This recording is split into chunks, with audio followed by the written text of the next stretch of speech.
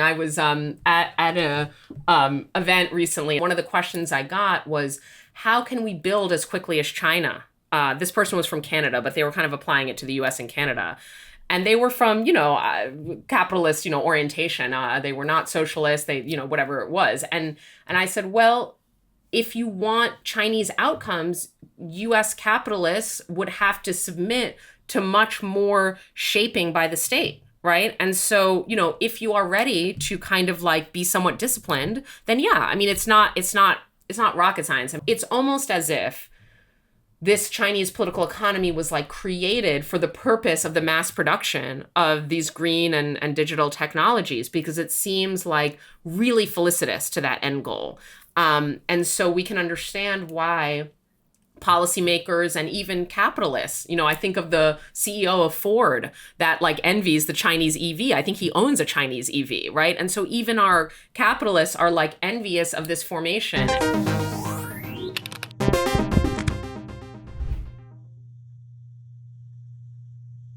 We are in the middle of a global scramble for critical minerals. We need them for the green transition, for the batteries and solar panels and wind turbines that will allow us to finally get off oil. We need them for the AI boom, to power the chatbots and agents which are coming for your job. And we need them for military applications, to be able to bomb using the high-tech planes and sophisticated gadgets that define a modern military and uphold America's global military dominance, if it still has that.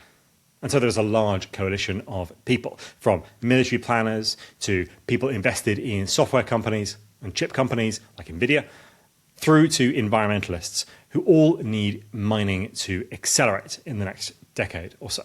Is that good? Is that bad? How would we know?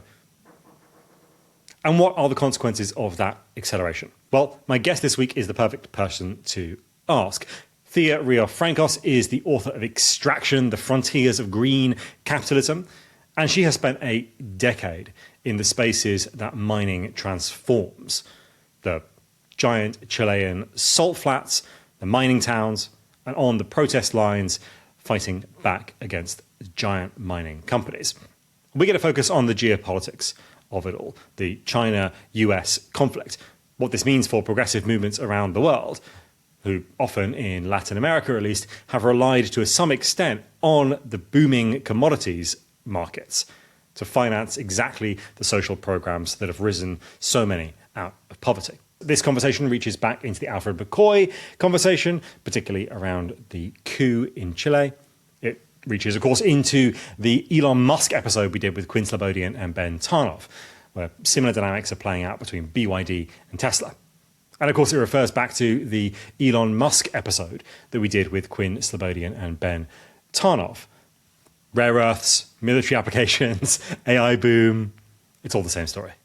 And if you want to explore that full map at any time, do your own research about what you find there, it's the name of the show, after all, and maybe even report back into the comments what you find, then you are very welcome. Go into the description of this video, and there'll be a link. Thea Riofrancos, welcome to Your Own Research. Great to be here. We are talking in the kind of the midst of several enormous historical processes. And we're going to try and making sense of different, of several different sort of planet transforming movements through this conversation. One of those is the rise of China and the relationship between China and the US as the outgoing hegemon. One of those is the green energy transition and the struggle against climate change. One of those is the increasing militarization of the world. One of those is the AI boom. And at the center of all of these three things, or four things, or five things, however many I just mentioned, is one element, lithium. And so it seems like lithium is becoming one of the most important objects in the world, one of the most important elements in the world. And that forces us to ask the question, is lithium the new oil?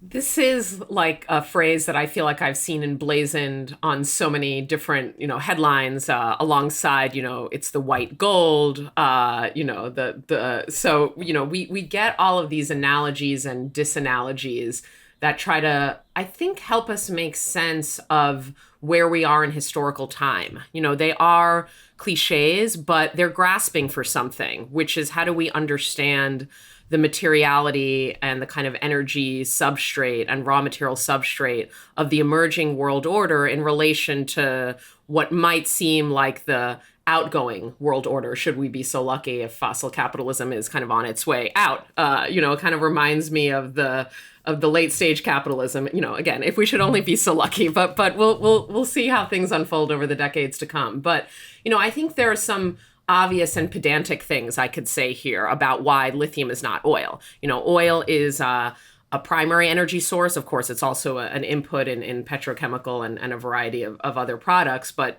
primarily we think of it as an energy source. Lithium is not an energy source. It's an element that is useful in batteries that store primary energy sources. So they fill different kind of, on an engineering level, we might say even like different functions in the energy system. But that's not a very interesting thing to say, I don't think. And maybe a more interesting way to think about the connection between oil and lithium and to also do so in a way that situates us in historical time is to note, as my book does, that the origins of the lithium battery are actually in the kind of 1970s oil crisis. And when Exxon, along with other oil companies, but Exxon was really a pioneer in this respect, we might say, was worried about the end of the oil age. Back in, again, 1973, when we had dramatic increases in oil prices, that had a lot of reasons, why that happened. But a major one was the formation of OPEC in the prior decade, the renegotiation of oil contracts between oil exporters and the seven sister oil companies, the nationalization of oil in many oil-producing jurisdictions, all led intentionally so to upward pressure on prices. In that moment, then, of course, we had the response of Western consumers, the pain at the pump, all of these concerns that the age of oil might be ending. They also kind of, overlapped with concerns about peak oil. Are we running out of oil? So all of this was happening. This was kind of the vibe of the 1970s, which, again, can feel familiar in a lot of ways. And Exxon, being, a strategic profit-oriented firm that wants to hedge against various risks, thought, okay, we need to diversify. We need to think about post-oil technologies and advanced energy technologies. And one of those was the idea of energy storage that could store non-oil energy. And so it was in the kind of Exxon labs in one of their complexes in New Jersey where the very first stage of what became the development of the lithium battery took place. Of course, as soon as oil prices stabilized and the consumer panic abated, Exxon abandoned, its interest in post-oil, seeing oil as actually a much more long-term arena of profit. But I think that is indicative that the lithium battery, along with other technologies that it's complementary to, are in a way the foundations of what could be a post-oil energy system and a new set of geopolitical arrangements that are shaped not per se by oil deposits and by the control and dominance of those, but by these complicated supply chains to produce the technologies that store, harness, generate, distribute renewable energy. Lithium is one of a huge range of different metals, essentially. There are various other kind of fundamental elements that have become central to geostrategic competition or geoeconomic competition over the last few years, particularly, again, that US-China pairing. What are some of the other ones? What else are people talking about when they're talking about rare earth minerals, and exactly how rare are they? Yeah, it's a great question. A lot of these terms kind of float around and get conceptually stretched, not only in the media or in kind of ordinary discourse, but also by politicians and state actors that seemingly want to endlessly expand the arena of geopolitically charged materials. So we get these long catalogs and lists of critical minerals as one of the main terminologies. There's also China's use of the term strategic minerals and so forth. Critical minerals, I'm going to start there because it's the broadest category, and then I'll come to rare earths and some of the other elements. So critical minerals as a verbiage has a history that takes us all the way back to World War II. And I won't recount all the steps, but it was in that era where the US government first started cataloging and stockpiling elements that it considered essential for the war effort and the war mobilization effort that was occurring at the time. And actually, just as a minor aside, lithium plays a role there. It's not part of battery storage yet, that the lithium battery has not been invented. This is 30 years prior to that moment. But lithium does play a role in all sorts of useful military and industrial applications. And so while the US had an almost planned economy during World War II, the War Production Board controlled all lithium output. So just little detail. But we have this long history of the US government cataloging and stockpiling critical minerals. What is a critical mineral? A critical mineral, according to the US, is an element that is essential for national security and or economic functioning, and is subject to some supply risk, whether it's controlled by an adversary, whether the production is very geographically concentrated, whether there's an underlying geological concern about supply in the Earth's crust. But what I think is important, almost even more than the supply risk element, or just as important, is that conflation of national security and economic functioning. That's at the core of this kind of geopolitical or geoeconomic thinking about raw materials that is, as I said, 80 years in the making in terms of U.S. policy. In the present, we've seen other jurisdictions, the UK, the EU, China, also adopt these kind of lists of critical minerals, and Australia, I should mention, and they have slightly different inflections, but that kind of conflation of security politics and economic functioning is really, really core to most of them.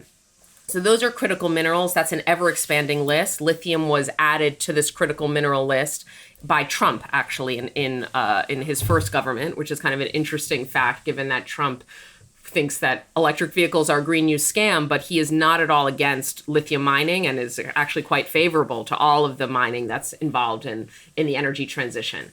So those are critical minerals. Rare earths, there's maybe two important facts to know about them just for our definitional purposes. They are just one subset of critical minerals. Rare earths name a set of 17 different elements in the periodic table, and they are not rare. They were thought to be rare when they were first discovered in the 18th century, and that misnomer kind of stuck. And I think it stuck partly because it's ideologically useful to frame them as rare, but they're just not geologically rare. And then we have all these other elements, lithium, cobalt, nickel, copper, graphite, that we could go on, that are not rare earth elements. They're not one of those 17, but they are generally on these lists of critical minerals due to their importance for the energy transition, for digital and AI stack hardware, and for military technology.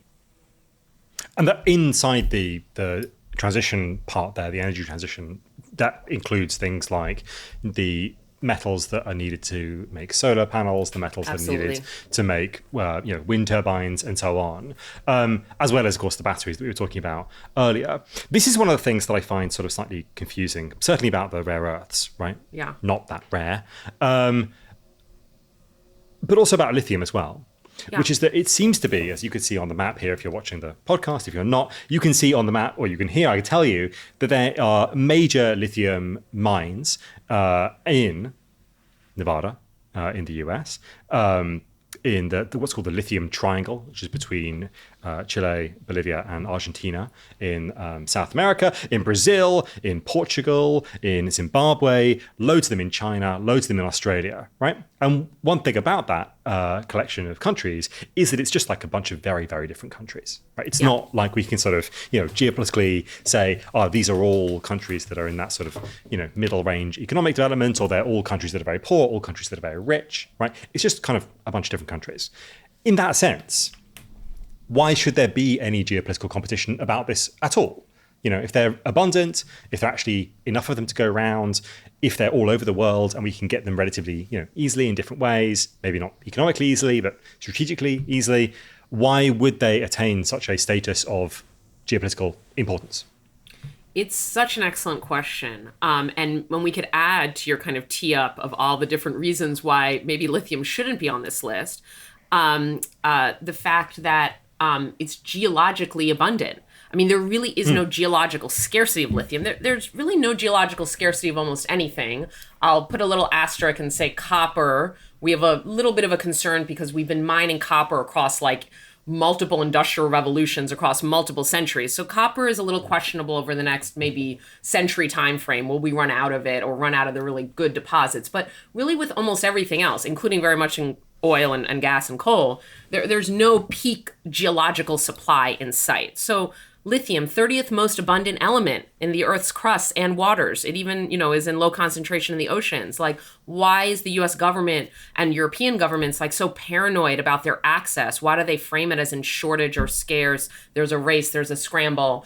I think we can see as critics or as leftists, like the kind of the pragmatic effects of that framing and the way that they play into a zero-sum neo-mercantilist kind of emergent world order, but it still kind of raises the question of like, why frame it that way in the first place? Why not just acquire the lithium from where it exists on the open market, through normalized kind of trade relations? And I think that there are a few ways to answer this that make sense of it.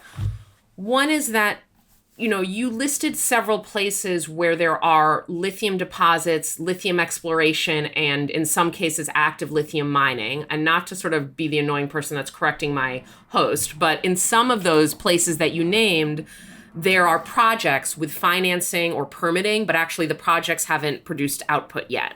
So that's important to note that the mining sector is quite speculative. The early stages of any given mining project are highly uncertain and involve these kind of almost like Wild West junior mining companies that are exploring and grabbing assets, and then they sell them to bigger companies and hope to raise more equity finance and that sort of thing. And then once you have a mine kind of roughly set up to be in operation, it might take, again, decades for it to move from those early stages to being fully operational. And so, yes, we have lithium. We have one active lithium mine in the US. It's not a major one in terms of output. The other one that I think you're referring to is under construction. I'm not sure when it will be finished, but, I won't go down the list. That applies to some of the other places you named as well. But, zooming out a little bit, despite lithium's geological abundance, we could say that its production is pretty concentrated. It's really 4, 5, maybe maximum 6 countries that account for global lithium supplies currently. One of those countries is China. And not only is China, currently, I guess, an adversary of sorts of the US, I say that because Trump is kind of reorienting to China in slightly less bellicose terms, but we'll save that for another part of the conversation. But regardless, obviously we're in this kind of new Cold War dynamic with China being one of the 4 top producers of lithium, almost kind of takes it out of the running in the sense that like that's not like an ally that we're gonna directly but also means that like a quote adversary controls important pieces of supply. So that's another thing to add. Maybe I'll just say 2 more things.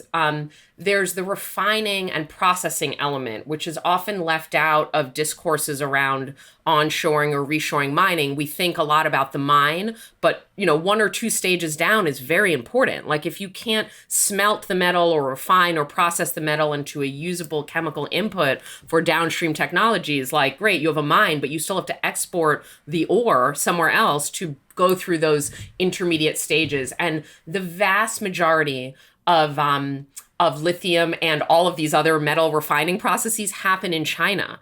And, it's maybe interesting to note that not only is China the 3rd largest producer of lithium, all of which really stays in its domestic economy for that next stage processing, but also it's the number 1 importer of lithium in the world, right? And so then we can start to see the geopolitical contours of these markets a bit better. And maybe the last thing to say is that not in this exact moment, not in 2026, but a few years ago, which was anyway a kind of really heightened moment of kind of geoeconomic competition over green technology supply chains. So I'm talking about the early 2020s right now. That was a moment that not coincidentally was a kind of enormous boom in the price cycle of lithium. And so one way to interpret supply insecurity is just when things are really expensive, they become insecure, they become harder for downstream manufacturers to purchase as an input without raising prices, causing generalized inflation, et cetera. And so lithium was at all-time historic price highs in the kind of post-pandemic recovery moment. And that really underscored US policymakers and European policymakers' kind of ambitions to onshore it, to reshore it, to domesticate it, to have closer access to it, lest they be kind of priced out and also not have the refinery access and all of the other things that I just mentioned. Please correct me whenever you need to. I'd much rather will do. know things rather than pretend to know things. You know, okay, that's a great quality. I think. Okay, maybe, I'll hold you to that. We'll see how it goes. Don't hold me to that. No. So, and the other three countries in that perhaps 4-country list, I'm guessing, I don't know, I'm guessing are probably Chile, Bolivia, Argentina. Is that right? No. No, not okay, exactly. Again. Yes, I'm sorry. You invite an annoying professor, and she's an annoying professor. I'm sorry. You know, I'm on brand. Okay, so Australia is number 1, and it is just interesting. The kind of global north, but like settler colony mining powerhouse, Australia and Canada are really in those categories. And I think they're instructive to look at as other global north jurisdictions attempt to like onshore mining. Like, would it look like the Australian Canadian model? But okay, Australia is number 1 in lithium. Chile is number 2. Argentina, China, I think China's 3 and Argentina's 4. Maybe those are swapping, but that's the top 4. Bolivia's not there. That's the important thing that I want to point out. Why is Bolivia not there? It is in the so-called lithium triangle. It's right next door to Chile and Argentina. It shares that same, it's in the Andean plateau with the same underlying brine formations with all of this lithium in them. So we might, wonder, like, why is it Bolivia not in that list? There are a lot of answers to that question that I won't kind of belabor, but maybe a couple, and they are interesting to listeners or viewers to kind of think about, having resource abundance does not translate into the production of that resource automatically. There's a whole political economy that mediates what's underground and then the kind of market, provision of that. And for a number of reasons relating to governance, changes in the political party in power, we've had many years in Bolivia of socialists in power. Then we had this kind of far-right government after what many, I think, rightly described as a coup. Then we had the return of the socialists in power. Now they're back out of power. This, type of volatility, we might say, in a kind of political risk framework is not good for kind of the stable conditions for investment. There were also, I think, a lot of experiments that didn't quite hit the mark in resource nationalism, which is a concept that maybe we'll talk more about later, but just, in simple terms, is just state intervention into resource sectors, usually in the global south for kind of economic development and sovereignty goals. And Bolivia, understandably, under socialist rule, and it's a really long idea in Latin American politics, wanted to insert the state more to the point of actually borrowing foreign capital from most stages of lithium production. But then they relaxed that because they didn't have, just in all honesty, the domestic capacity or the state capacity to do this complicated form of extraction and chemical refining without partnering with foreign firms. So then they partner with foreign firms, then, things go awry with this or that contract.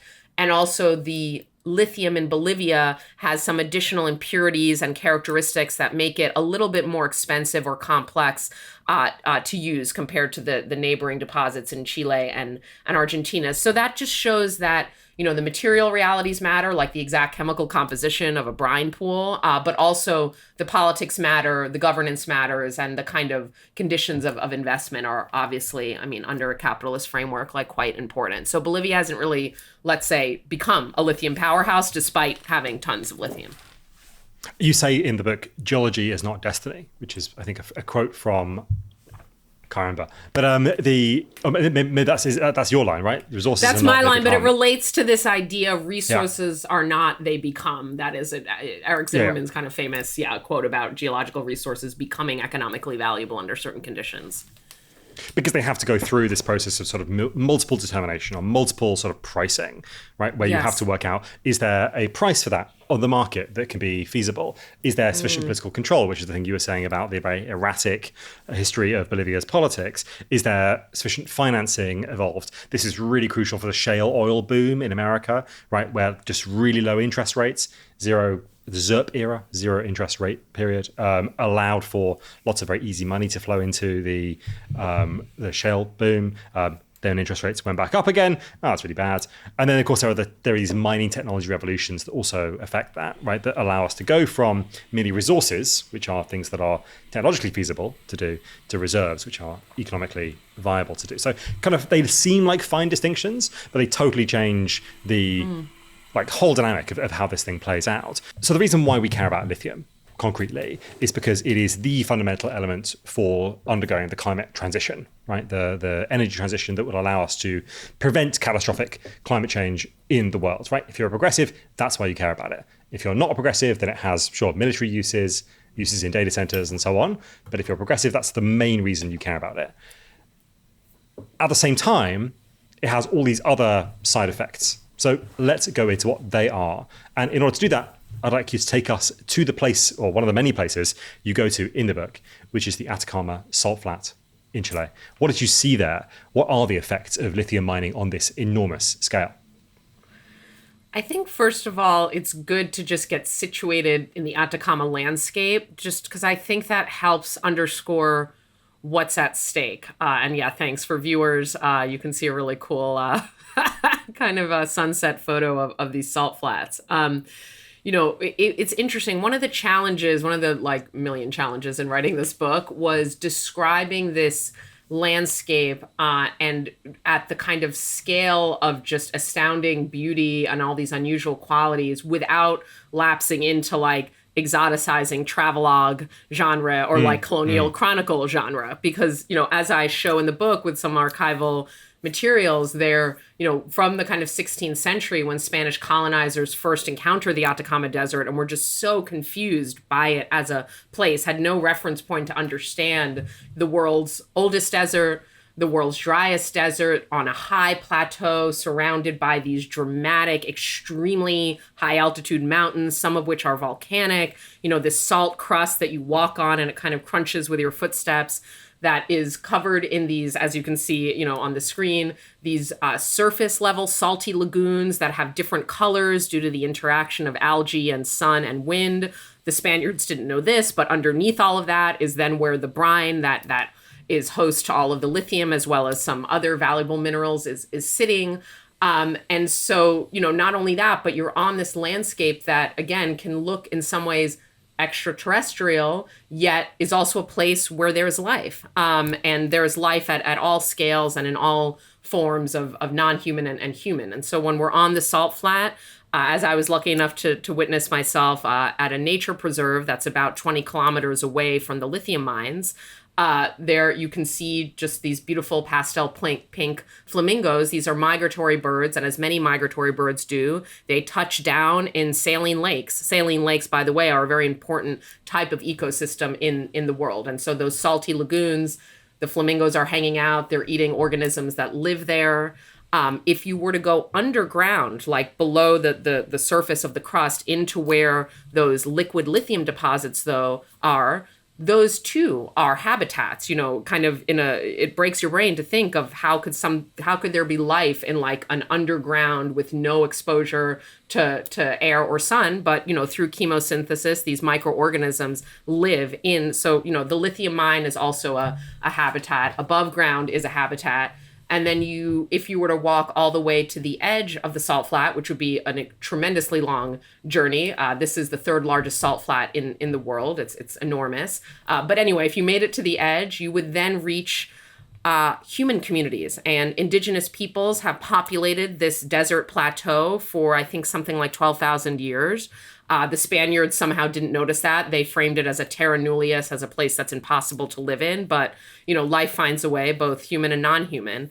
And so, at the edge of the salt flat, we have these 18 indigenous communities that kind of dot the perimeter of it. And the reason they're there rather than the center of the salt flat is because, the salt flat just has salty water underneath it. It's water, but it has salt in it, just like ocean water. Whereas, the freshwater aquifers begin at the salt flat's perimeter. And so we have agriculture, other livelihoods, households, and this whole tourism economy, because it's a really important tourist site in Chile. It's one of the top 2 destinations. So that brings us to what are the impacts on this beautiful, against all odds landscape where life flourishes despite, the high altitude, the lack of, the lack of abundant water, the salinity, the temperature extremes, all of this stuff. And what, we've seen is a number of concerning impacts of lithium mining. First of all, back to our flamingo friends, their scientists have shown a tight correlation between the expansion of lithium mining and the decline in flamingo populations.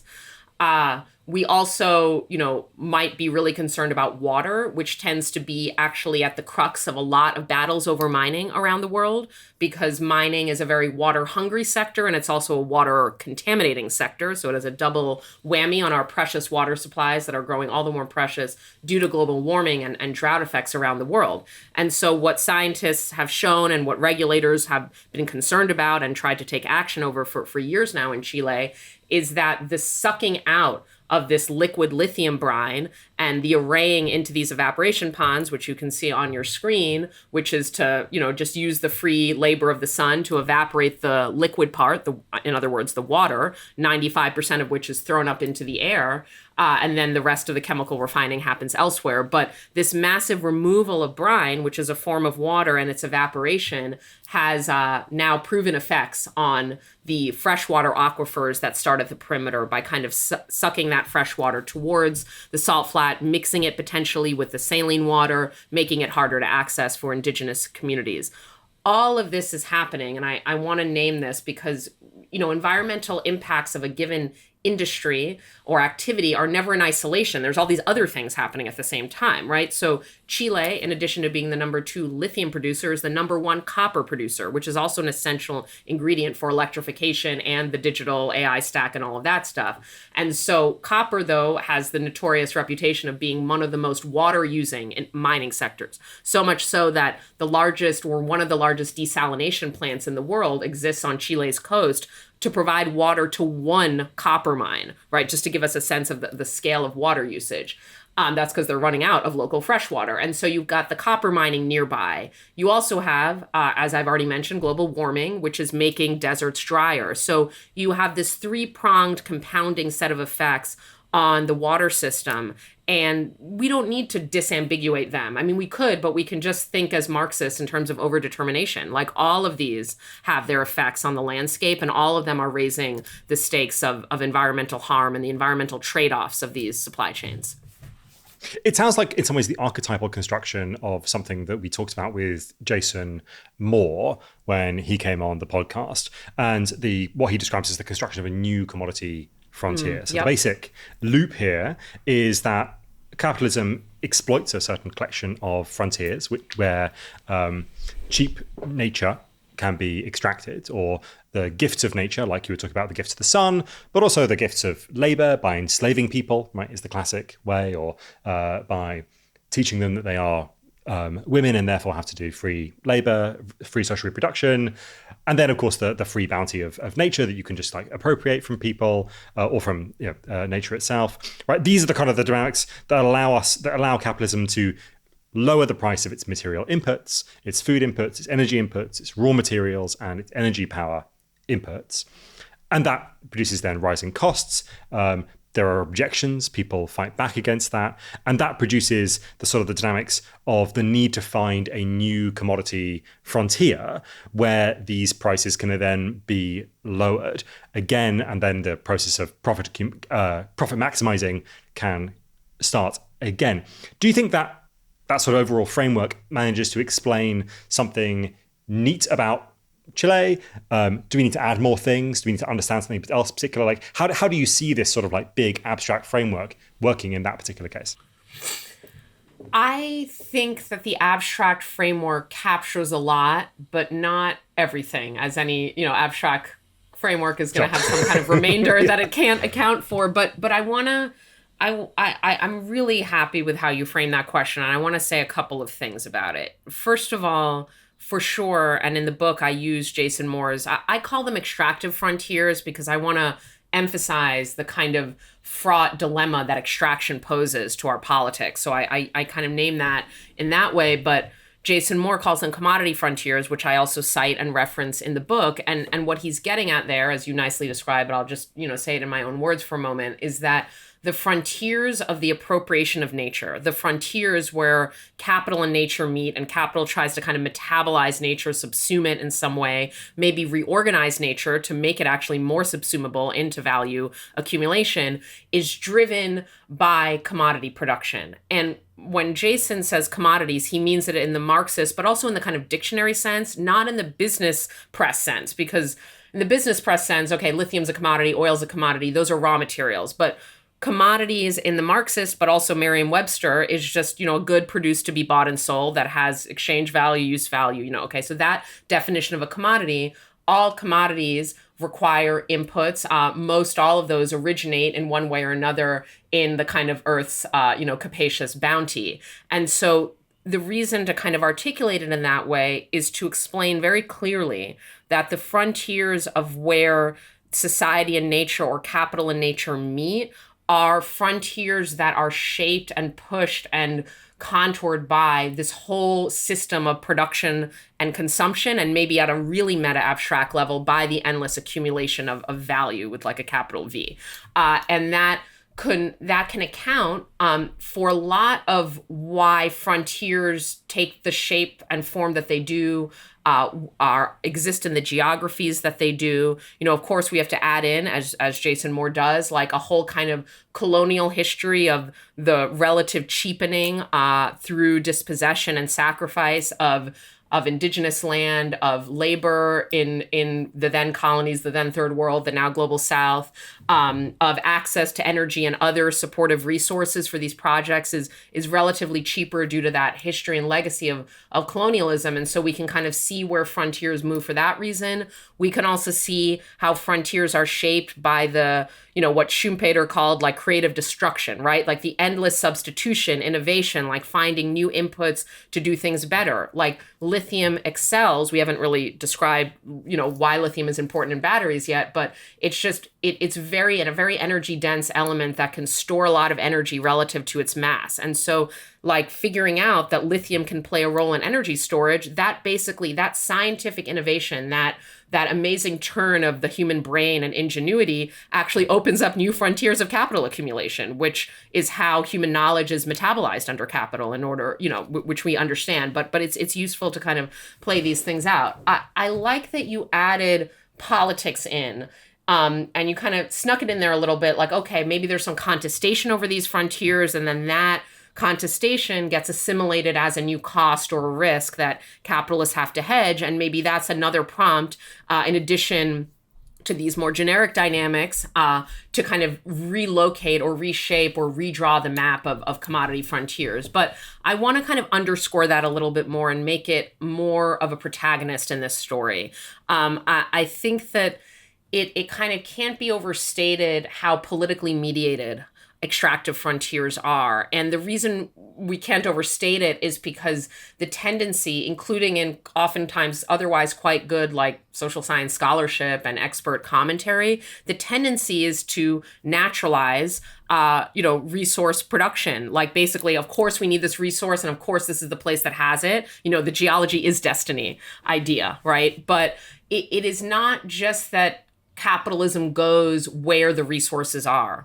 It's that politics, the state, ideology, collective action, elite forms of collaboration, but also upstart and grassroots forms of contestation are entirely essential to what creates both the conditions of profitability and the lack thereof. And so I think to understand why frontiers go where they go, we have to insert politics more centrally, not in a way that neglects capitalism, but in a way that takes the state seriously as a terrain of of class conflict and as an essential kind of set of institutions that enable profitability and productivity and all the other kind of capitalist dynamics. And maybe just one last thing here, I'll draw in a really great book by Julie Klinger called Rare Earth Frontiers. So if you ever want to do a rare earths proper episode, super recommend her. And she kind of zooms in on why are frontiers where they are.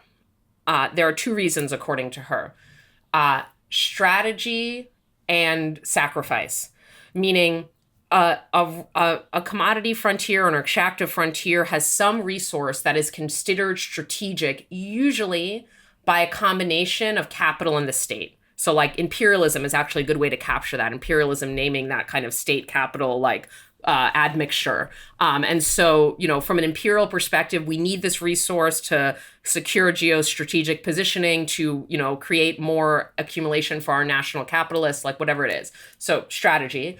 And sacrifice, though, because let's say that lithium was underneath, like, Elon Musk's home. I don't think we'd be digging it up. So you need a landscape and a group of people that through racialization, colonialism, class inequality, whatever, are considered disposable in the name of that strategic goal. And where those combine, we get an extractive frontier, but both strategy and sacrifice are politically contested at all scales. And so that's kind of just the beginning of the story. It doesn't tell you how it ultimately unfolds. We talked a bit about the consequences of lithium mining. In this particular situation, of course, there are even more destructive, even more kind of catastrophic ways. The Atacama Salt Flats are a liquid mine, as we kind of talked about, but of course there's hard rock lithium as well, which looks much more like conventional mining. Lots of that's done in Australia, which is the other place that we were talking about as the one of the main kind of lithium frontiers. And so there are these catastrophic side effects in some ways from lithium mining, however it's done. However, and this is a kind of like a controversial point, right? Like we need lithium for something that is actually in some ways much more important than the lives of the flamingos that live near the salt flats. It might even, in a kind of grand utilitarian bargain, like be more important than the livelihoods of the indigenous people who live around it, right? That's a much more contentious point, obviously. But there is this kind of feeling that lithium, the energy transition, the fight against climate change is of such magnitude that the kinds of problems that lithium mining, brings with it should be swept under the carpet, should be sort of forgotten about, because something much more important is happening that we need the lithium for, to make batteries, to undergo the green transition, which will benefit billions of people. How do you think about that tension? How do you think about what I've just said? Like, how do you think about the kind of the politics of that? Because I think you're absolutely right. We would not mine lithium if it was under Elon Musk's house, and therefore there is this kind of racialization dynamic. There is this kind of sacrifice zone. At the same time, I don't know how to think about this except in broadly utilitarian terms, where it seems to me like the utilitarian argument is very straightforwardly in favor of mass lithium mining. Yeah. So I think that on the one hand, if we don't think lithium is an important substance for our own political and ecological projects, then there's no dilemma. Then I shouldn't have written this book. We can just say this is useless extraction, keep it in the ground. We could just have a protest banner that said that and be done with it, because we wouldn't need to grapple with what I consider, not to, kind of sound overimportant or something, but what I consider like an ethical dilemma. And the reason I use the word ethical, it's not a moral issue, because it's not like there's a clear right and wrong. So we can put morality in that strict sense aside. But the reason I think ethics pertains here is just insofar as ethics is about how we make situated judgments in contexts of trade-offs, dilemmas, or maybe some scarcity or some constraint where we can't have it all, so to speak. We can't have, a purely clean or green energy transition that has zero environmental impact or zero footprint, yet we urgently, holistically, dramatically, need to get off of this oil stuff. And so that sets up the dilemma of the book. And I wouldn't have spent sleepless nights, before I wrote the book, when I was just getting into this topic, when I was a Green New Deal advocate for a rapid just transition in the United States, but was also someone that knew about mining and started to learn about the connection between mining and a Green New Deal, for example. If I hadn't spent, had inner conflict, spent sleepless nights, like there would be really just no point to all of these words that I spilled on the page. So I think to make this, to understand why this is a dilemma, we have to think that lithium is important. Now, does the rest of what you said follow? I think we can disambiguate these 2 points. I think that it's absolutely true that there's a trade-off we need to consider, and my book does not resolve the dilemma of extraction.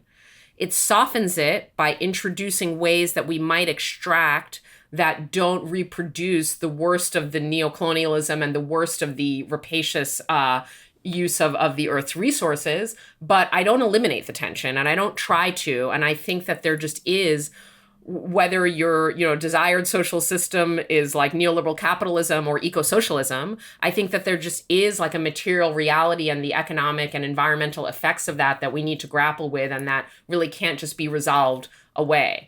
But all of that said, does that mean that certain people have to suffer for this greater good of climate action, and the fact that climate action is not just some diplomacy and pieces of paper that we sign, but it's concrete transformations of the built environment to completely reshape transportation, housing, energy production, industry, all of our services, everything, to decarbonize them. And so, is it necessary for that goal, which I think is a 100% urgent and essential planetary goal, for the people of the Atacama Desert, to go without fresh water? And how do we even make that sentence make sense when, as per what we were talking about earlier, one of the other reasons that they're going without fresh water is because of, planetary warming. And so then it gets even confusing to know, like, okay, which of these sacrifices are we justifying? They're like on the front lines of the climate crisis. They're on the front lines of mining for the climate crisis. How do we make this make sense? I think that it is a useful thought experiment to imagine like a planetary kind of planned eco-socialism or green social democracy or whatever we want to term it as. Like if we had, from the perspective of what I take to be our politics, or at least the overlap between them, like a kind of planetary system in which we could figure out with some modicum of justice, equity, and environmental and regulatory rigor, like what resources are necessary, how to use them under best case scenarios, what volumes of those resources are necessary. I know we'll talk about this more later on in the show, but there is absolutely a way to not only like minimize to reduce, I should say, the environmental harm of mining by dramatically changing like the political economy, governance structures, even the kind of, again, engineering and scientific instruments of mining in ways that are an anathema to the current multinational corporate and financial control of it. But if our goal was, how do we get this substance out of the ground with the absolute least water, energy, land footprint possible? I believe in human ingenuity. Like, I think we could figure out not a way to mine without environmental impact. That would be a ridiculous statement, and that I do not co-sign, but how to mine with less environmental impact or the least possible. That's just not, the fiduciary obligation is to maximize shares, not minimize water. And so like, if we had a system in which mining companies had to operate differently, or were in the service of the social good, we could, probably make some strides there. And we could definitely make strides on how much mining is necessary, because that is an extremely fungible quantity that is completely determined, per Jason Moore, on the kind of shape of commodity production or non-commodity production in a different kind of economic system. And so, yeah, and we could just say, let's have zero mining in places that have been subjected to 500 years of colonial violence. And like, we'd have plenty of other lithium deposits around because it's rather abundant. And so, we could just plan and site differently. The problem is the global, 99%, the working class, like left-wing PMC people on this podcast, like we are not in control of any of this. And so the question always goes back to politics and how we can make this a matter of collective decision-making rather than private appropriation. Well, let's instead of doing the classic kind of leftist book structure and putting the hopeful chapter at the end after the litany of horrors and violence, let's go now to that alternative proposal. Yeah, I agree. Merely 2/3 of the way through the podcast. So, what is the Climate and Community Institute countermodel? What did you discover, and what are the kinds of things that are sort of alternative to that brutish dilemma that I posed earlier between sacrifice zones and the imperative of undergoing the green transition? Well, one of the things I discovered is that the left should make its own models of things. It's really useful. Like there's a reason that every politician and journalist and whatever it is, like loves a data point and numbers, like we can convince people with numbers. I mean, it's annoying. And there's, this positivist kind of methodology that underlies this data-driven policy, data-driven journalism. But we need dashboards for the left, for sure. But we need dashboards for the left. Yeah, 100%. And we need forecasts, we need scenarios, we need input-output models, and we need the type of model that this is, which is a whole academic discipline that I didn't know about called industrial ecology. I didn't know about it before we did the model, and I got to learn a lot about it. So an industrial ecology is so useful from an eco-socialist perspective, because basically what it looks at is how do materials, raw materials, primary energy resources, whatever they are, flow through a social system. And how can you actually, by pulling different levers, it's, systems thinking, so it has that mechanistic kind of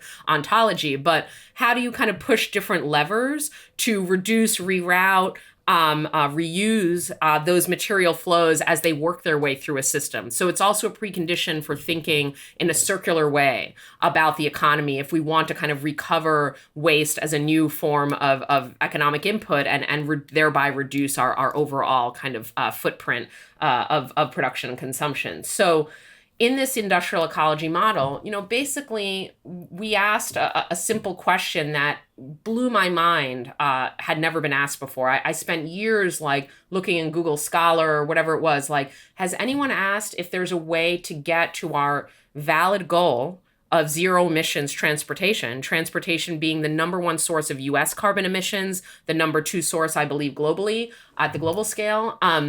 So a major source of emissions. Is there a way to get to zero emissions transportation without the alarming amount of mining that is forecast by the World Bank, the International Energy Agency, and so forth? The question wasn't, can we get there with zero mining? We just discussed why that may not be viable in the near term. But what about a lot less mining? Because the less mining we have, the less harm we have, but also going back to our pretend, democratically planned economy, the less mining we have, the less trade-offs and choices we need to make, the less difficult dilemmas we find ourselves in, because it's a more manageable quantity of resource use that can be better governed and better regulated by that same token. And so, there are many reasons to try to maximize mobility and minimize mining. And the name of our report was More Mobility, Less Mining. And the way we put that together was not by engaging in ecological fantasies of a completely impact-free transportation system, but it was to say that let's add a few more levers to the usual models that tell us we need, hundreds of new mines in the next decade or whatever it is. What if we slightly altered the percentage of Americans that used mass transit over cars? Not saying all Americans will use mass transit. For example, we didn't even apply our model in this regard to rural areas, not to neglect rural areas, but just to say, okay, we're aware with a dose of realism that we're not going to overnight convert places with no public transportation infrastructure. So, but just working with our metropolitan regions where there is transportation infrastructure, even if underfunded and not used as much as it should be, let's go to other aspects that can affect the entire market, including rural, which is what if we had cars with smaller batteries that are more in line with global norms? The US battery is twice the size of the global median battery. What if we had a bit more density to our zoning and our living arrangements so that we live closer together, and therefore, as any model would predict of transportation patterns, that people are less likely to use cars when they live closer together, and so forth? What if we recycled all the lithium? So anyway, we added in all of these questions about changing patterns of transportation, land use planning, and adding in the circular economy recycling stuff. And we got to a dramatic finding that was more dramatic than I, or even the researchers that were kind of pumping stuff into the model, predicted it would be, which is that comparing best and worst case scenarios, best case meaning all of those measures to reduce lithium use, worst case is like we're all driving e-Hummers, in the near term future. So best and worst case scenario. We found that over the duration of the model, which was like 2023 to 2050, we could reduce lithium by 66%. And in the final year of the model, by 92%. Again, not by 92% compared to today, but between these best and worst case scenarios of the future. And the 92%, the reason it's higher as the model plays out is that over time we build up more recycling feedstock and we can really leverage the circular potential of these minerals that are in all our renewable technologies because we have enough spent batteries lying around that we can just basically mine batteries. And this is how I want kind of eco-socialists to think. What society do we want? Backwards engineer that into its supply chains, into its material, energy, water, and land prerequisites. Then let's figure out how to manage that. How do we reduce in ways that do not undermine the social needs and popular needs for forms of consumption and flourishing? And so, I think that gets us to more rigorous places. And then we can argue with the geopolitically driven hawks or like the neoliberal proponents of this or that commodity frontier, because we have our own kind of model to work with that doesn't do anything weird in terms of the model itself is conventional, but it asks different questions. I want to come to two other. I mean, I think that's a great proposal. People should go and look up the research as well that went into that. It does sound very Zoran, kind of like fast and free buses, right? It very much is the kind of that kind of model. I think that is a great campaign, and it's because it matches, right, both the kind of the very obviously, right, like both the kind of the environmental stuff. People on mass transit is better than people in cars. Air pollution is pretty bad, like in New York sometimes, and of course it also means that there is this kind of matches the cost of living crisis, right? If the bus is of course free, and you don't have to discipline anyone for not paying a ticket, which is also great. I do want to come to another socialist, maybe a socialist of slightly perhaps kind of, I don't know, greater consequence. Sorry, Zoran. And that is Lula in Brazil. Whether or not he's a socialist is, of course, a contested question, but it is also a quest for Mamdani. So, and the reason why I'm bringing this to Lula is because there is this question, right, about the first Lula presidency of Brazil, which took place in the early 21st century. We were in the middle of what is called the commodities super cycle, basically a period of just like massive production of commodities. Part of that was driven, as we can talk about, by the Chinese construction boom, right? Building a huge amount of sort of process of massive reurbanization after China liberalized in the 1980s and 90s. A lot of the exports, a lot of that sort of, basically China was buying minerals that were coming from Brazil, from Australia. That's why Australia didn't even go into recession in the great financial crisis, because China was just buying loads of things from it, right? China is this sort of consumer of last resort, in a sense, in that global economy. If we are not in that global supercycle, can we pay for the kinds of things, the kind of social programs that Lula rolled out in Brazil, that Mas rolled out in Bolivia, right? That, all the kind of the various left-wing governments of South America were able to undertake. They were all dependent to some extent on high commodity prices, right? On extraction, were they not?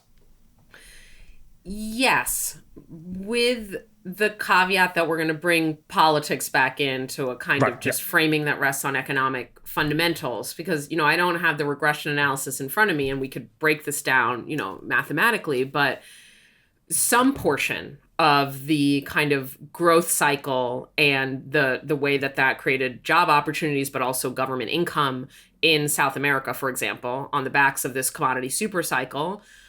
One reason was just sheerly the higher demand under conditions of, in the near term constrained supply, meaning you can't build a mine overnight, led to higher prices, kind of rather mechanically. And those higher prices, found their way throughout the whole economy and were captured, of course, also by the state as income. But let's go to that. Captured by the state as income, because, I was saying earlier how essential the state is to creating, maintaining, reproducing, and potentially distributing the benefits of commodity frontiers. And it wasn't just that, pink-tide governments Lula's being, an exemplary case of that moment of Latin American politics. It wasn't just that pink tide governments like laid back and let the high prices wash over them. Right. They understood that high prices change the power relations between firms and states. They change them to, we could say, increase the leverage of states. We could also say a little bit more cynically that they actually align the interests of states and firms more. They reduce the kind of zero-sum element of who gets the economic rents of extraction. Because under conditions of lower prices, there's a real fight over each, marginal dollar that is produced by the export and sale of that natural resource.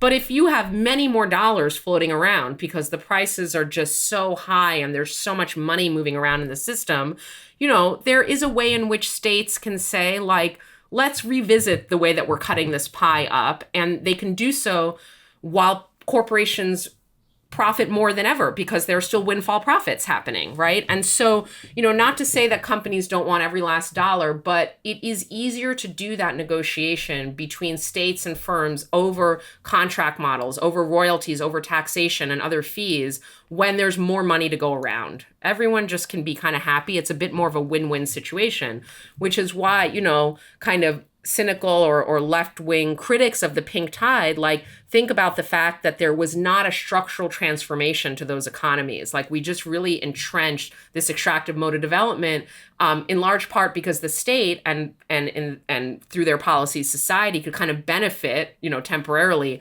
from this model without structural change. They didn't have to expropriate. I mean, there was all this talk of kind of, we're nationalizing, but the nationalizations in Bolivia and Venezuela and elsewhere were more like renegotiations under forced, the state forced the companies to renegotiate and said, we're going to get 51% of the benefits or this amount of the equity stakes. And so, again, you had these contractual arrangements that allowed everyone to, for a temporary, but in historical terms, prolonged period, because this is one of the longest, commodity cycles on record, benefit from this money slushing around. Now, the question then your question still stands, and now we can see it in a slightly different light. On the one hand, it is for sure the case that in a low price environment, which we're in for some of these metals, though not all of them, but okay, in a low price environment, the constraints on that bargaining power of the state are more binding, and it's a little bit harder, and companies are less willing to kind of part with and have to pay more attention to the capital discipline of their shareholders. So that's true. But on the other hand, I just said that a lot of the concrete reasons that societies benefited from this boom had to do with political interventions that changed contract models and therefore reshaped prices. Like, this is the same thing that happened with OPEC and nationalization in the 60s and 70s. It was the formation of a producers club that could coordinate negotiations on pricing and production within the kind of oligopolistic framework at the time of 7 major Western oil companies. And then they nationalized and required their nationally owned companies to be involved in the production of oil. All of that, it wasn't like oil suddenly became scarcer. Like, it was political intervention that raised the price of oil. And so countries around the world, and it's really interesting, and I won't do the whole analysis because if you want it, you can prompt me, but I'll just say really briefly that from Indonesia to Africa to Latin America, governments are experimenting with some legacy resource nationalist tools, but also some new ones that are intervening at the price point to maximize as much as they can their income from these resource sales.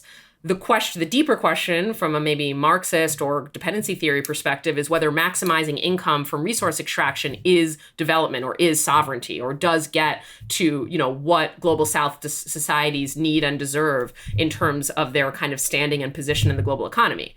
But as a near-term measure to just have more money to invest in public infrastructure or social services, putting aside the ecological questions of extractivism, we're just blackboxing that for now. For sure, getting more money out of your resources and not being prey to that dynamic of cheapening and that neo-colonial kind of undercutting of the value that you're providing for the world economy is a good start.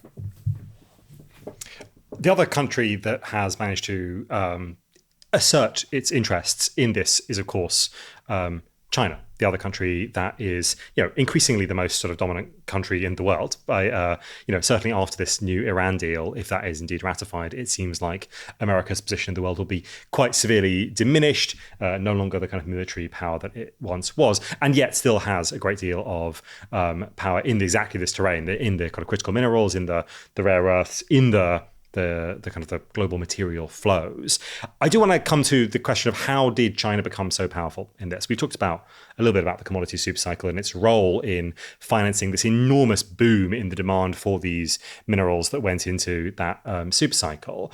But I wonder if you could talk to us how it was that China not only became the sort of consumer of last resort for a bunch of these minerals, but also managed to escape the kind of the middle income trap via doing, high levels of a sort of state-led development in the form of things like BYD and so on, while at the same time developing internal frontiers, internal mines in Xinjiang, in Tibet, in the west of the country.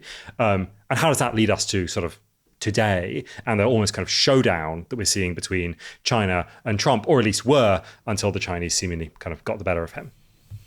Yeah, there are, of course, so many ways to narrate this, and many scholars that have written actual books on kind of Chinese economic history from the revolution onward, or even, as Isabella Weber's book starts way before the revolution and kind of even ancient economic thinking and policymaking in China. So I won't purport to be, a China whisperer or expert, but in doing this book, it was impossible to avoid learning a lot about China, which I relished doing and was quite fascinating. So I'll share a little bit, but maybe I'll work backwards just from the kind of present moment and maybe make, I don't know if it's a provocative statement, but, it's almost as if the kind of specific and quite contingent in a historical sense configuration of Chinese political economy, where you have a state with a very particular type of authoritarian regime that I don't think we should equate with all authoritarian regimes. Not to say it's not authoritarian, it is, but it has all of these feedback loops and kind of multi-scalar forms of policymaking from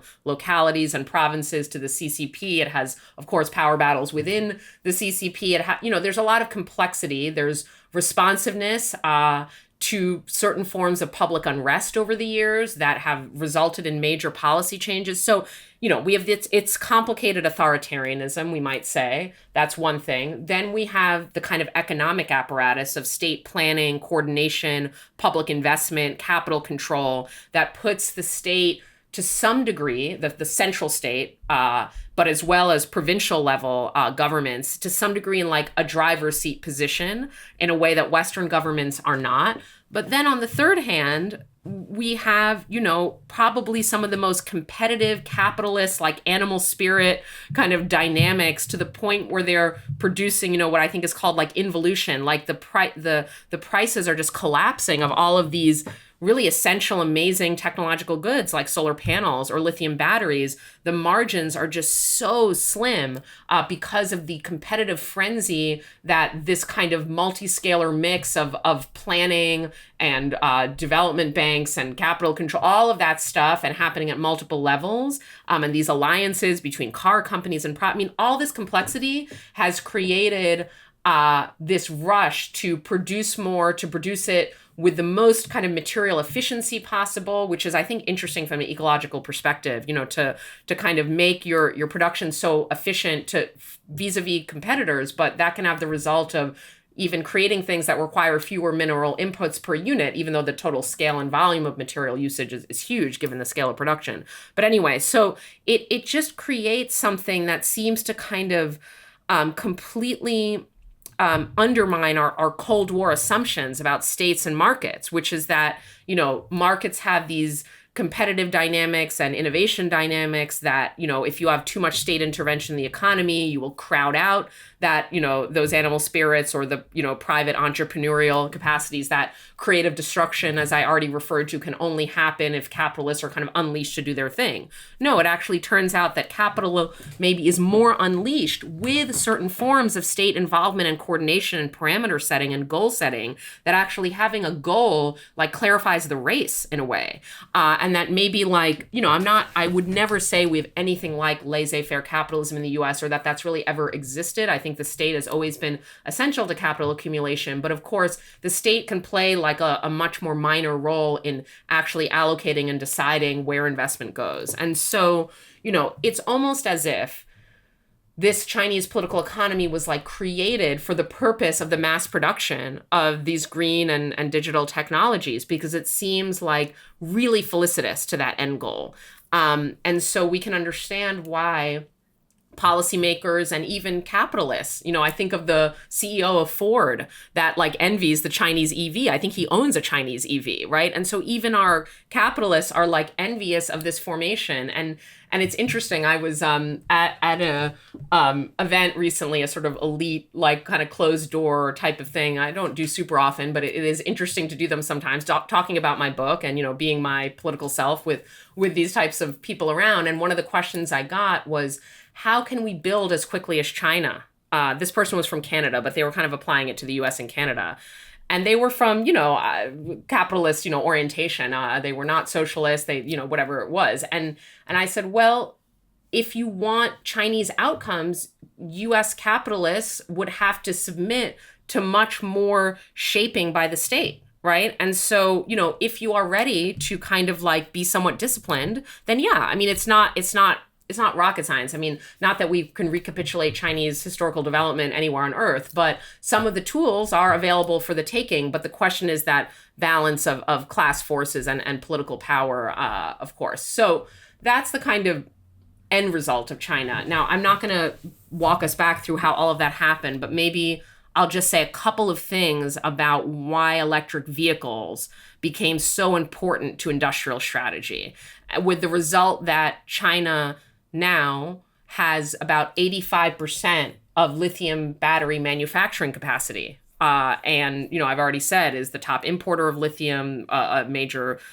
producer of lithium, but more importantly, in terms of the value chain, the main producer of lithium batteries and electric vehicles. So there are multiple reasons for this that are interesting, each in their own way. Some of them we've already kind of mentioned. There was public unrest in prior decades over extreme levels of pollution. Some of that, of course, was, industrial output or, power plants, chemical runoff, those types of things.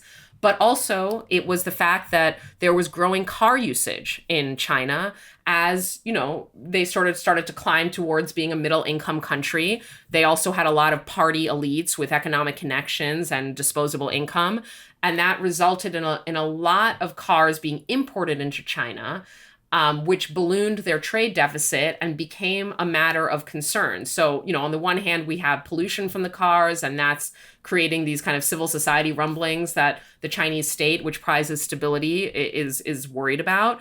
On the other hand, we also have like this ballooning trade deficit due to the import of cars. And so, okay, let's make our own cars. Why don't we try that? And that's occurred. And China, produces lots of traditional vehicles, internal combustion engine vehicles. But as time went on, into the late 90s, early 2000s, there was an increasing awareness that there was an unexploited niche in the global car production network, which was electric vehicles. We knew about climate change. Some Western automakers had started to diversify into, or Eastern automakers as it was, I'm thinking of Toyota, but, diversifying into hybrids, the Nissan Leaf, et cetera. And so, but it was clear that like Western automakers were just too wedded to the kind of whole complex and apparatus of fossil capitalism to like really pivot away from that, and faced zero incentives to do so. And so I think Chinese policymakers, but also very importantly, Chinese entrepreneurs, and I tell the story of BYD in the book, figured out like we need battery powered vehicles here. It's going to give us, a value added niche in global supply chains. It's going to solve the pollution issue. It itself is such a technologically complex endeavor to create, really high performing batteries that it's going to have all of these knock-on effects on like technological upgrading and workforce development and all of this, all these developmental goals that can come from producing high tech stuff. And they did it. I mean, there are all, I've already mentioned a lot of the industrial policy tools that were used. There were other things like official state context of which city could deploy the most EVs. There was competition between provinces to attract this investment. There were all of these dynamics at different levels, but for sure, state subsidies channeled in a variety of ways, including by cheap capital, were just absolutely essential. And so you have now a situation where China has surpassed all of the legacy auto exporting countries, Germany, Japan, US, as the number one auto exporter. And it's just, that is the developmental state dream. So many developmental states have tried to create an auto sector because of its clear industrial and geopolitical payoffs. And it's not that easy to do. And so I think we'll continue to study this case study because there's so many elements to how it occurred. But it did, and that is a key inflection point in the geoeconomic battle that we're seeing today. And that sort of sets us up for the terrain that we have been sort of watching in the news play out over the last, say, year or so. Part of which is about tariffs, part of which is about the previous tariffs that were put on Chinese EVs, not by Trump, but by the Biden administration. Part of it's about this formation of what you've described as Trumpian state capitalism, as a kind of way of contesting that Chinese dominance in this sector. What has he been trying to do? What has Trump been trying to, how has he been trying to sort of throw his weight around? And what kind of response has he got?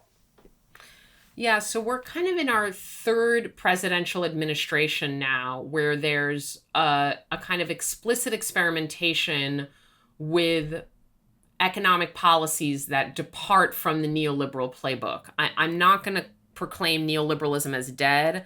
And in fact, as I point out in the book and in other work, neoliberal precepts still kind of constrain the form of economic policy making that we have in the US. I think really key there is the degree of financialization of our economy and how much that limits the state capacity to really shape the allocation of investment, since that's all in private hands and now in asset manager hands and private equity, and even, harder to kind of govern forms of capital investment.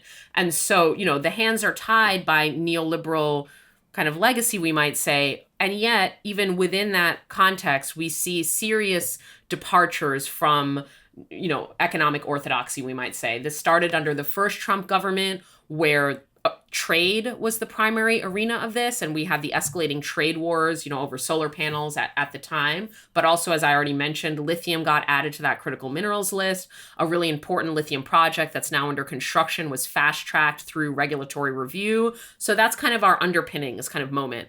Then we go to Biden, and, not only does he not kind of back away from this confrontation with China, we could look back to prior presidents, Bush, Clinton, Obama, for like these kind of attempts at this more collaborative approach to China, though, of course, that was premised on China being subservient to the US, which is very important. So China is no longer subservient. It's breaking out of that category. And that is completely related to why US policymakers become more and more alarmed about China. It has to do with, of course, China's growing power and ascendance in the global economy.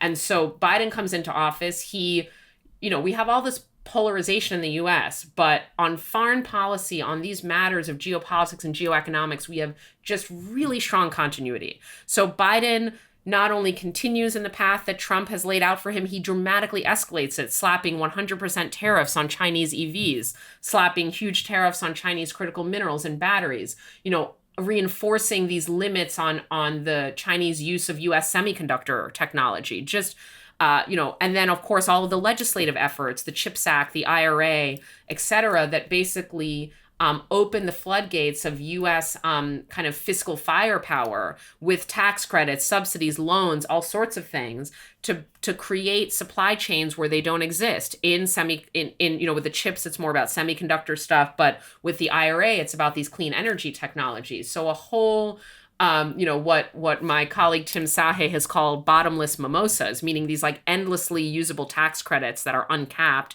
that companies can continually dip into. The more they produce the stuff the state wants them to, the more tax abatements they get.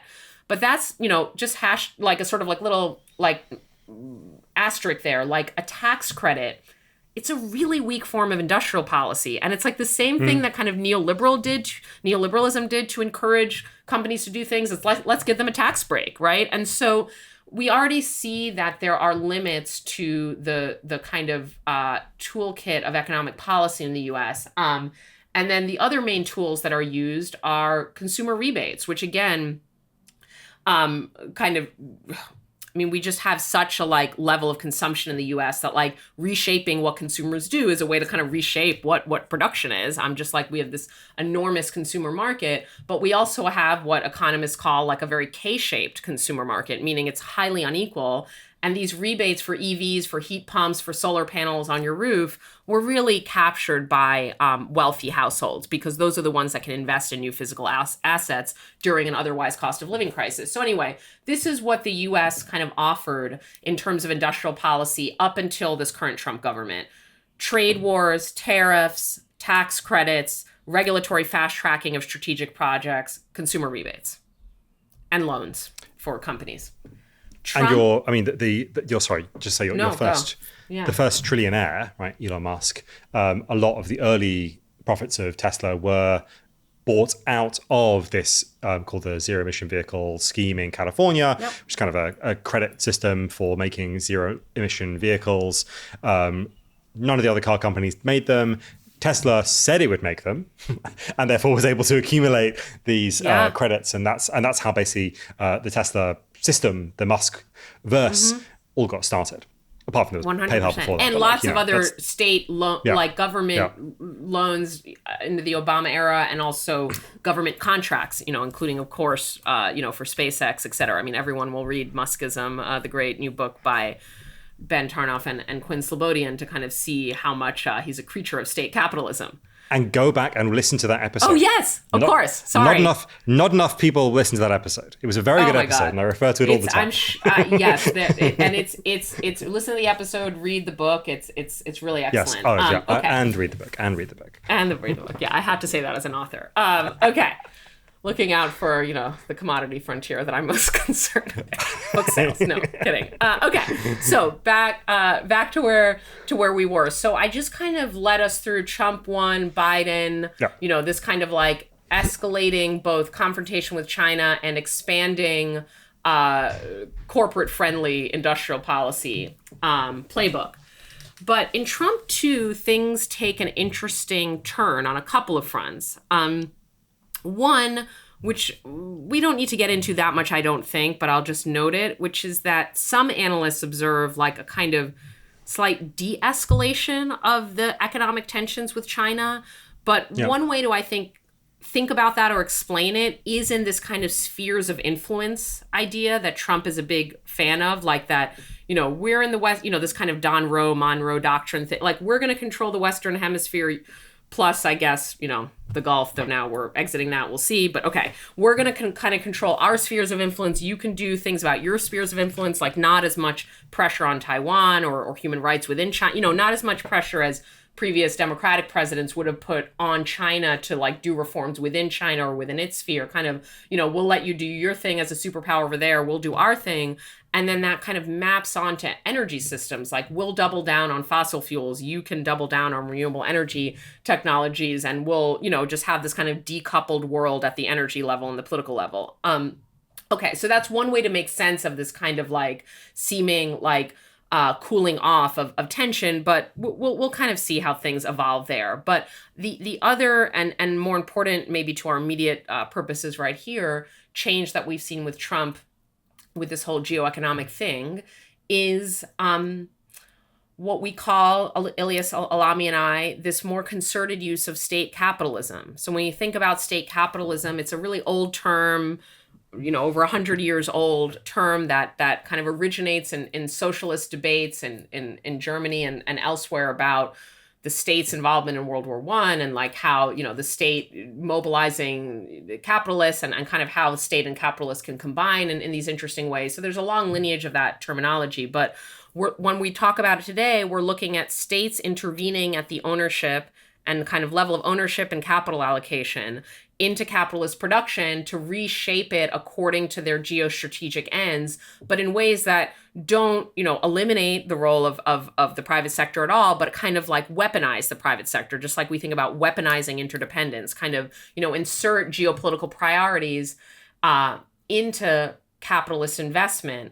But we can immediately see how, again, that's going to be constrained on some level, because ultimately the state still relies on capital accumulation. So one of the tension points of state capitalism is like, how much is the state really the protagonist? How does capital still find a way to kind of circumvent state priorities and ensure its own profitability goals? So, that's a quite interesting contradiction for the left to analyze. But very concretely, with Trump, what we've seen is the US government at the level of government agencies like the Department of Energy, the Pentagon, the Department of Commerce, take direct partial ownership of a variety of critical minerals companies, magnet companies. Those are the ones that use the rare earths, even rare earth magnet like recycling companies.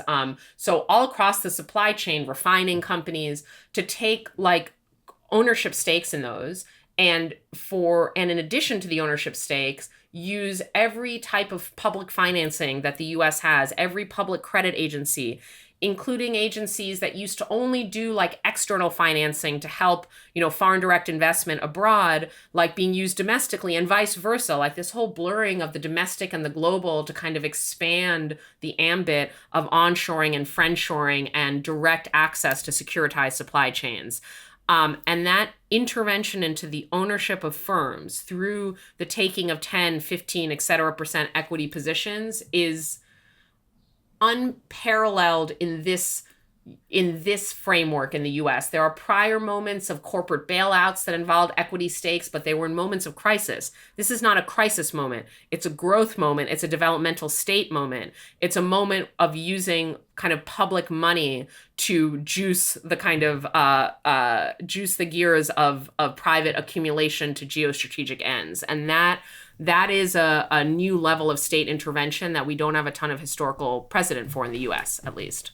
You're saying it's not a crisis, right? But in some ways, a crisis is a kind of a subjective question, right? It's a subjective noun, as some might say. Like, you can kind of decide whether or not something is a crisis, more or less as you want. Clearly, there is a large-scale systemic change at the global level here unfolding, which is this shift between the American and the Chinese world orders. If you want to talk in that kind of language, the Americans might deny this at the kind of the governmental level. They also might be aware of it at the governmental level in all manner of different ways.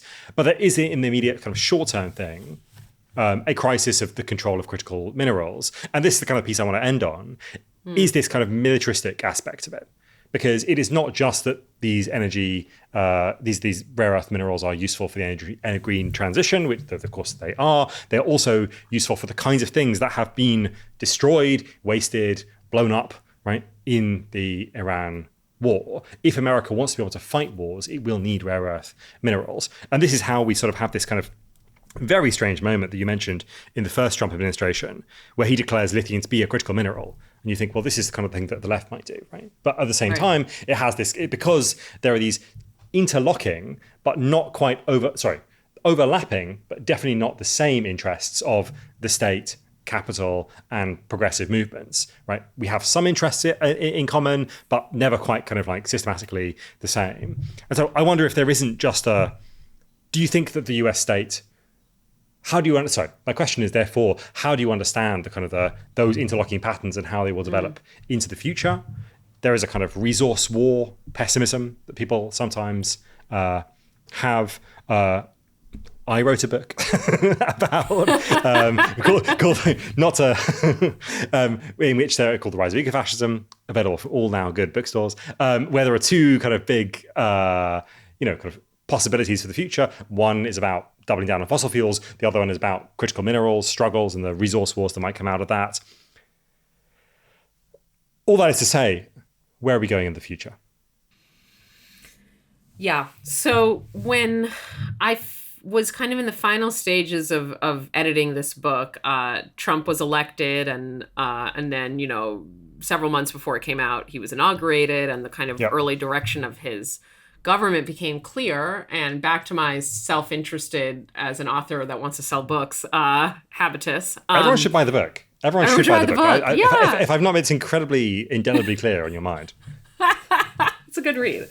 But, I had my main worry was about the turbocharged fossil fascism, for sure. But lower down on that list, the secondary worry was I wonder if anyone wants to buy a book about green capitalism in the kind of US market where I'm immediately thinking about, in a moment where we seemingly are turning away, dismantling, rejecting, denying, the whole need for an energy transition.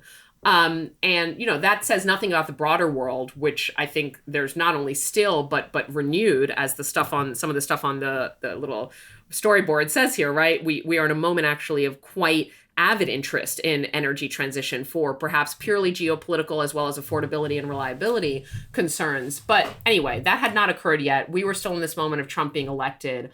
I thought, this is just not going to be a matter of top concern for like the liberal or lefty kind of readers that might be interested in my book. But I was wrong, not in the sense of book sales, which I do not look into or try to pay too much attention to, but just in the realm of actually my book is about mining, and mining is apparently not going anywhere. And not only that, but mining, as you really nicely kind of put it, and these specific materials of lithium, of copper, of cobalt, or whatever they are, these materials can be deployed towards fundamentally not only different economic end uses, but at I think a more existential level towards different political projects, like really distinct political worldviews and distinct competing for hegemony types of political movements and projects can kind of assimilate lithium in completely different ways, but that all redound to its importance, its necessity, its salience, and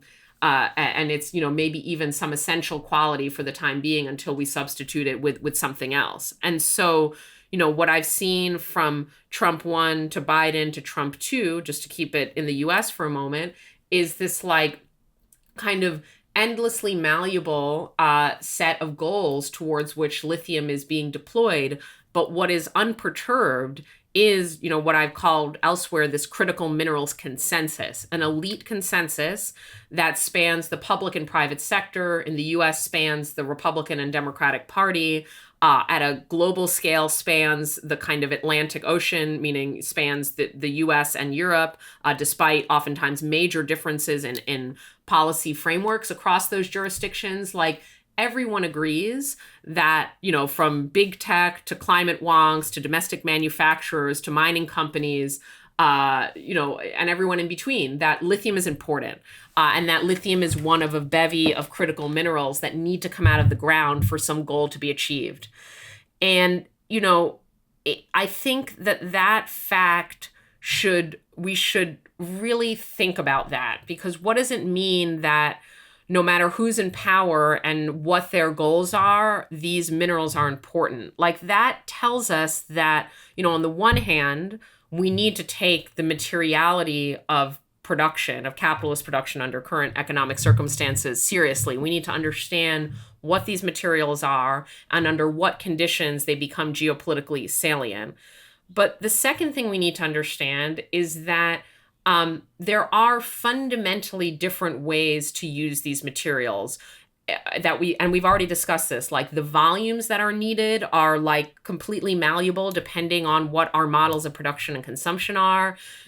Whether they're needed at all is completely changeable over time due to dynamics of innovation, substitution, discovery, etc.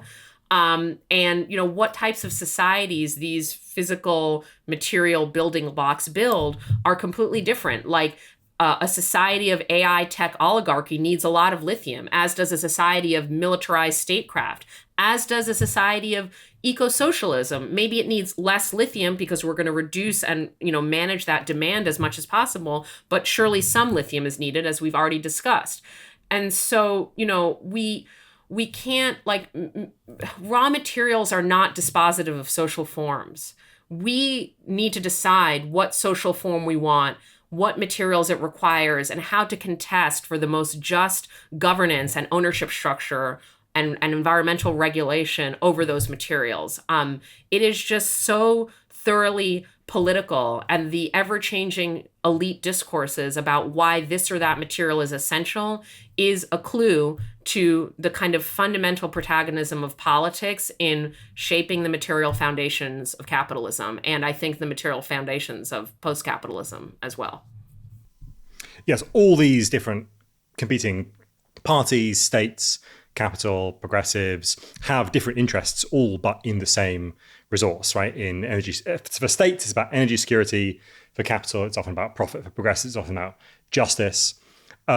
Maybe if the environmentalist movements of the 2010s had wanted to speed up the energy transition, the best thing would have been not to block the COP, the Conference of the Parties, the UN climate change conferences, but to instead block the Straits of Hormuz. And that would have been a more effective way of signaling to the states that you have to get off oil for your own reasons. On which note, Thea Riofrancos, thank you for doing your own research. Thanks for having me.